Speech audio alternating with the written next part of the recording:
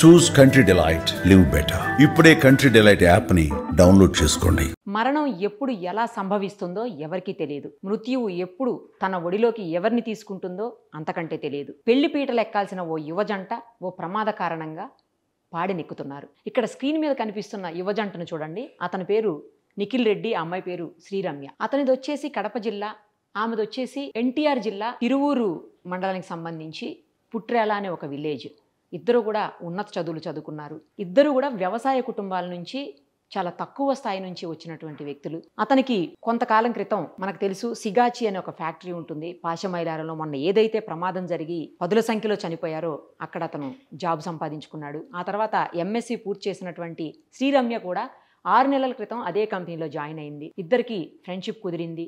ఆ తర్వాత వారిద్దరి మధ్య పరిచయం కాస్త ప్రేమగా మారి ఒక నెల రోజుల క్రితం ఇద్దరు పెళ్లి చేసుకున్నారు. అయితే ఇంట్లో ఆ విషయం తెలియదు. ఆ తర్వాత విషయం తెలిసాక వాళ్ళకి ఏం చేయాలో అర్థం కాని పరిస్థితుల్లో తిరువూరు ఎమ్మెల్యే కొలికిపూడి శ్రీనివాస్ గారిని కలవటం, ఆయన అటువైపు ఇటువైపు ఇద్దరు పేరెంట్స్తో కూడా మాట్లాడి త్వరలోనే పెళ్లి చేసేలాగా ఆయన ఒప్పించారట. నిజానికి వీళ్ళిద్దరూ మగపిల్లలు. తల్లి కూడా చాలా ఆనందంగా తప్పకుండా మేము మళ్ళీ పెళ్లి చేస్తాం, ఇద్దరికి మాకు ఒక కూతుర్ని చూసుకున్నట్టు శ్రీరమ్యాన్ని చూసుకుంటాము, తప్పకుండా పెళ్లి చేస్తాము, నెక్స్ట్ ఇప్పుడు ఎలాగో ఆషాఢం నడుస్తుంది కదా, రాబోయే శ్రావణంలో పెళ్లి చేస్తామని చెప్పేసి డేట్లన్నీ ఫిక్స్ చేసుకొని ఎంగేజ్మెంట్లు అన్నీ అయిపోయాయి. వాళ్ళు వీళ్ళు మాట్లాడుకోవటం మొత్తం జరిగింది. ఇంతలోనే ఈ ప్రమాదం ఇద్దరిని కూడా మృత్యువుల్లోకి లాగేసుకుంది. పాశమైలారం హైదరాబాద్ శివారు ప్రాంతంలో ఉండేటువంటి సిగాచి ఫ్యాక్టరీలో ఇద్దరు జాబ్ చేస్తున్నారు. అయితే ఆ రోజు ఏదైతే ప్రమాదం జరిగిందో ఆ రోజు ఉదయం 5:30కి నిఖిల్ రెడ్డి డ్యూటీ అయితే ఈమెది 10 గంటల డ్యూటీ నిజానికి. కానీ భర్తది డ్యూటీ 5:30కి కాబట్టి ఈమె కూడా షిఫ్ట్ని చేంజ్ చేసుకుని 5:30కే డ్యూటీకి వెళ్ళిందంట.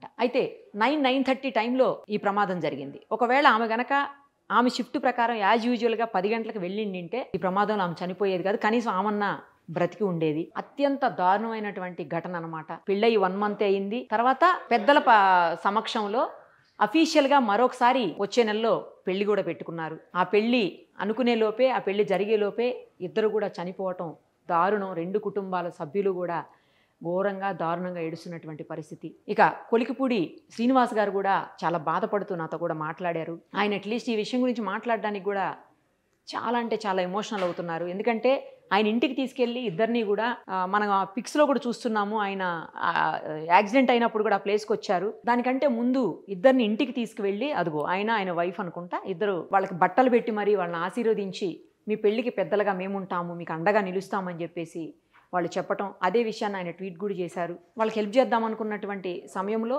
సడన్గా ఈ మరణ వార్త వినటం బాధాకరంగా ఉందమ్మా అని చెప్పి శ్రీనివాస్ గారు కూడా చెప్తా ఉన్నారు. అసలైతే ఫస్ట్ ఇద్దరు బాడీస్ కనిపించలేదు. అసలు మిస్సింగ్ కేసు ఫస్ట్ ఏమయ్యారు, ఎక్కడ వెళ్ళారు, ఏమయ్యారో కూడా తెలియనటువంటి సిచ్యుయేషన్. ఎందుకంటే ఇంట్లో ఒప్పుకున్నారు కాబట్టి ఏ ప్రాబ్లము లేదు. కానీ ఏమన్నా జరిగిందేమో అనే ఆలోచనలో కూడా ఫ్యామిలీ ఉన్నారంట. తర్వాత చూస్తే ప్రమాదం ఇంతకిను సిగాచి ఫ్యాక్టరీలో జరిగినటువంటి పేలుడు ప్రమాదం అనమాట. సో ఆ తర్వాత బాడీస్ అన్నీ కూడా అక్కడ మనందరికి తెలుసు చాలా దారుణంగా అయిపోయాయి. బాడీస్ గుర్తుపట్టేటువంటి పరిస్థితులు కూడా లేవు, కాలిపోయాయి. చివరికి వీళ్ళిద్దరు బాడీస్ కూడా DNA టెస్టులు చేసి పలానా వాళ్ళు నిఖిల్ రెడ్డి, పలానా శ్రీరమ్య అని తెలియజేసేటువంటి పరిస్థితి కుటుంబ సభ్యులకు కూడా అప్పచెప్పారు బాడీస్ నిన్న. అత్యంత దారుణమైనటువంటి విషయం అనమాట.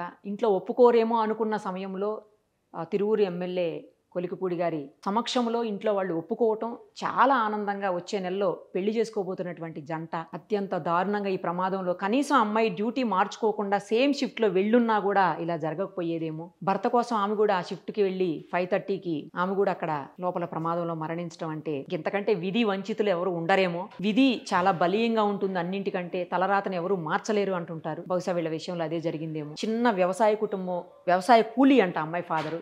వాళ్ళది కూడా నిఖిల్ రెడ్డి వాళ్ళది కూడా వ్యవసాయ కుటుంబమే.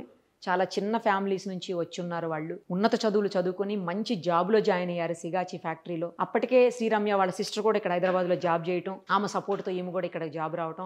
అంతకు ముందే నిఖిల్ రెడ్డి సిగాచి ఫ్యాక్టరీలో ఉద్యోగం చేయటం, అక్కడ పరిచయం, ప్రేమ, పెళ్లి, ఆ తర్వాత పెద్దలు ఒప్పుకోవటం, వాళ్ళ సమక్షంలో అఫీషియల్గా పెళ్లి చేసుకోవాలనుకోవటం, అన్ని మంచి ఘటనలే జరిగాయి వరుసగా. ఈ ప్రమాదం మాత్రం ఇద్దరిని చూడండి, ఒక్కళ్ళు కూడా బ్రతకలేదు. అంటే మృత్యువులో కూడా ఇద్దరు కలిసే ఉన్నారనమాట. వాళ్ళ ప్రేమ ఎంత గొప్పది, నిజంగా వాళ్ళ అనుబంధం కూడా ఎంత గొప్పదో మనం అర్థం చేసుకోవచ్చు దీన్ని బట్టి. కాకపోతే ఫ్యామిలీస్ ఇరువైపుల కుటుంబ సభ్యుల బాధ మాత్రం వర్ణనాతీతం. ఎవ్వరూ ఆ బాధని ఎప్పటికీ తీర్చలేరు. నిజంగా విధి విచిత్రమైందేనేమో. సుమన్ టీవీలో మీ పర్సనల్ అండ్ బిజినెస్ ప్రమోషన్స్ కోసం కింది నెంబర్కి కాంటాక్ట్ చేయండి.